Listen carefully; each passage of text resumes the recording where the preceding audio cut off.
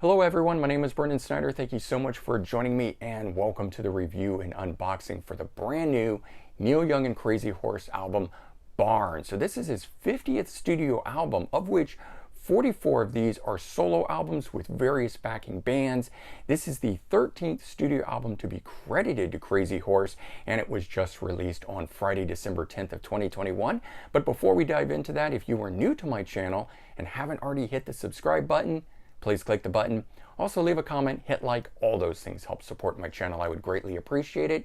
And of course, as an added bonus, by subscribing, you'll be able to stay up to date on all that's going on in the world of music, just like this with the review and unboxing for the brand new Neil Young and Crazy Horse album. So a little bit of history and context here. He began his musical career joining Buffalo Springfield in 1966, famous for also featuring Stephen Stills, who would go on to Manassas, and of course Crosby, Stills, and Nash fame. Richie Furay was in the band, also going on to Poco. And the band released 3 studio albums during their time from 66 to 68, and is best known for their hit song For What It's Worth. In 1968, Neil Young began a solo career, releasing a self-titled debut album the same year.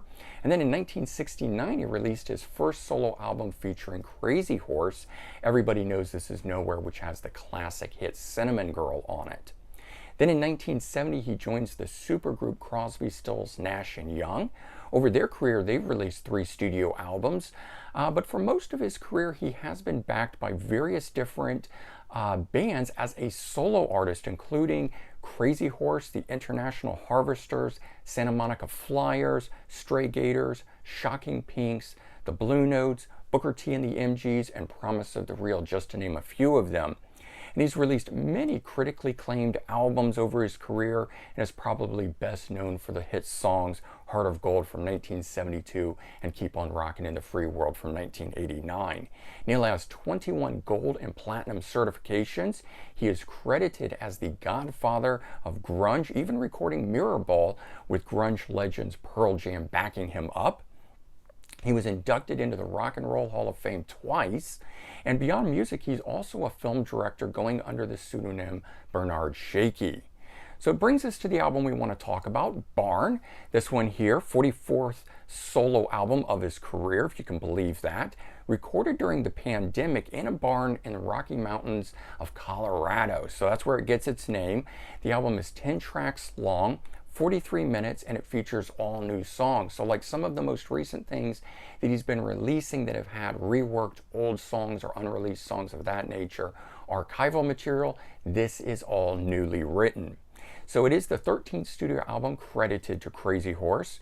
Although the band has changed over the years, it still has core members Billy Talbot on bass and Ralph Molina on drums. And returning for the second time, we've got Nils Lofgren of the E Street Band joining, who's played with Neil many times over the years. And he did play on the last album, Colorado. And so like Colorado from 2019, the Horse are a quieter and gentler sounding band on this one.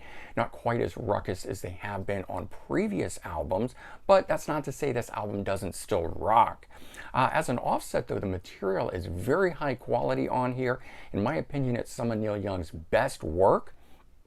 While production is always a thing with Neil, sometimes it's based on a concept or an idea he's trying to convey. This one here is still quite raw in a number of places, but I do think it works in typical Neil Young fashion. Neil has never been about the pristine recording. I don't think he's going to start now, and I'm kind of okay with that. Beyond Neil Young on this album, Nils Lofgren really stands out. It's great to see him shine on these songs. And so let's talk about some of these songs. There's some real good standout songs on this, like track number 2, Heading West. So the first song on here is a gentle opener, and following that, we get this explosion of sound reminding us who we're listening to here. Then track 4, Canarican. This one is a typical Crazy Horse style song. It's heavy, slow rocker. It's about Neil's journey from being Canadian to becoming an American citizen. And then track number 6, They Might Be Lost. This one is a slow, dark, medium-paced rocker with a good use of harmonica on it. It really elevates the mood of the overall song, the way that it's done. track number 7, Human Race. This is my favorite track on the album. It's an all-out Crazy Horse rocker with powerful, emotive lead guitar work by Neil. It's got a hallmark sound that Crazy Horse does in their performances, and it's got some really good backing vocals throughout it. And then track 9, Welcome Back. This one here's the longest song on the album at 8 minutes and 28 seconds. It's a real slow, brooding rocker that's about losing one's direction and then finding your way back. So let's take a look at this. This is the front cover of it. Really great colors on this thing here with the sun setting and everything. We've got the barn where they recorded it, and there's the guys and the band. Actually, the only photo of these guys on the album here. You can see the track listing on the sides. And it's done like one of his archival releases, sort of the thick replica vinyl style packaging that he's done. We've got a little booklet and the disc in here. This is the disc. Unfortunately, no sleeve, but then he never puts them in sleeves. And we've got this 4 little page fold out thing here. So obviously piano recorded with a lot of lyrics and things around it inside the barn, and then all the lyrics and everything right there. Unfortunately, like I said, no photos. I do wish that they had potentially taken this image here and blown it up, because I have seen it for press releases and stuff like that. It is a great photo of the guys, but alas, it is not part of this. All right, so bottom line, Neil Young is always about moving forward and trying new things. Despite being 76 years old, he still seems to have a lot to say, and I certainly hope he does for a long time to come. This album is rooted in the past, but it's everything that we love about Neil Young. It does continue his path forward with new stories and new sonics being told. This album here is what I believe to be the right album at the right time for 2021. It's just full of love and comfort and everything we need right now. I believe if you are a Neil Young fan, you should definitely be checking this out. All right, so there you go. That is the review and unboxing for the brand new Neil Young and Crazy Horse album, Barn, his 44th solo album. Do check the description for links to related videos. In particular, I've done a full review and unboxing for Neil Young Archives Volume 2, the big box you see behind me there.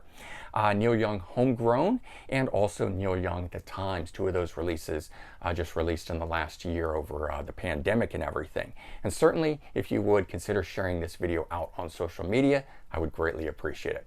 All right, everyone, take care, have a great day, and I'll talk to you all real soon. Bye-bye.